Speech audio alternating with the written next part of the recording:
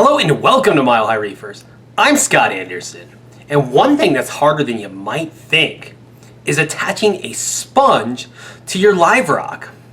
Now, if you get this wrong, you will kill your sponge. So here's how I did it. Last February at Reef stock, I bought a yellow sponge and a red sponge. I found the red sponge, I jammed it in some rocks and held it down with a rubber band. This ended up being a horrible idea. The way a sponge works is it pulls water through the body of the sponge and it filters the nutrients out of the water. These things are not photosynthetic. The problem is when you put a rubber band on it and jam it into a rock, you constrict the sponge's ability to pull water through its body. This sponge died shortly after I got it. So when I was at Reef stock, I bought 2 sponges and I didn't actually know the best way to mount these guys. So I decided to gamble and go with 2 different methods. The rubber band method failed horribly.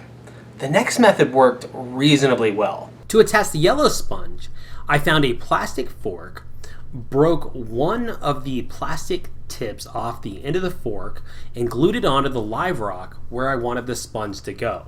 I then pushed the sponge onto the plastic fork piece that is now effectively a spike.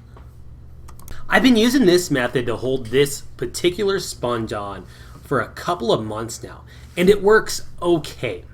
The big problem I have is my big long spine urchin likes to knock the sponge off. And if you were to look at the bottom of that sponge now, you can see little pieces of it are broken off because it's been pushed on and knocked off a few times. So that's the really only downside I'm seeing with this.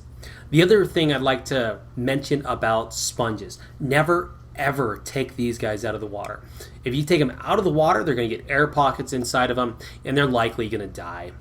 The other thing is, I don't know if it's going to work with super glue, but I personally wouldn't try it. So thanks for watching this episode of Mile High Reefers. Please like, comment, and subscribe, and I'll see you on the next one.